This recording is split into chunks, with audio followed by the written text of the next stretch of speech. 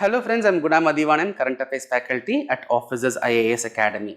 In this video, I will be discussing about 84th Current Affairs topic, that is enemy property. Enemy property. During Second World War, people from USA, from UK, when they travelled to enemy countries like Japan, Germany, people from USA, UK, during Second World War, when they travelled to enemy countries like Germany, Japan, in that situation, USA, UK, they confiscated the property of those people who went to Germany, who went to Japan. Those people's property which is remaining in USA and UK, that property was confiscated. Right? So, people from US, UK, during World War II, when they travelled to enemy countries like Japan, Germany, then this particular person has travelled to Japan, Germany during the war. Okay. Now, this person would have left some property. It may be movable asset, immovable asset, jewelries, whatever. All those property will be called as enemy property. And that property was confiscated by the US UK government.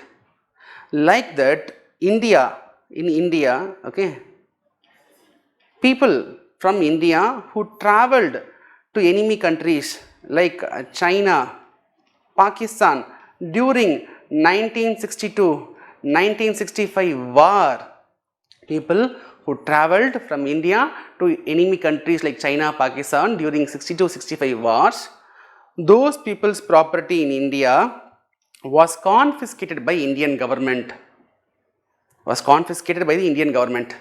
Then in 1968, Indian government, they came with a Enemy Property Act, and that act is empowering central government to designate an authority called as custodian, and that custodian will be managing all this property. Now, all this property will be managed by one government authority. He is simply called as custodian. He will take care of all the confiscated property based on 1968 Act. Then this Act was amended in 2017 to address a peculiar situation. So, what happened? Now, assume during war time, a person from India has travelled to enemy country. But before travelling, he has transferred all his property to his son. He has transferred all his property to his son. Son is staying in India, but this person alone went to China.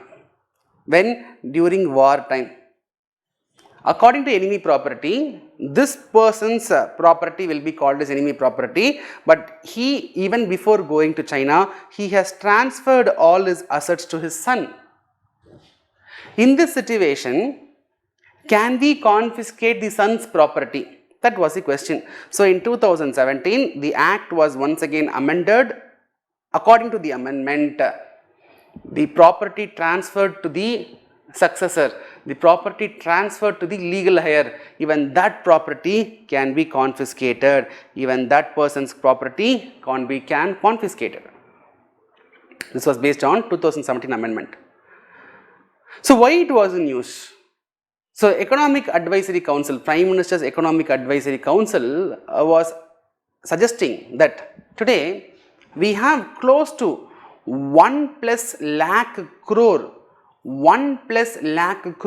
worth enemy property. It is with custodian. It is with government custodian.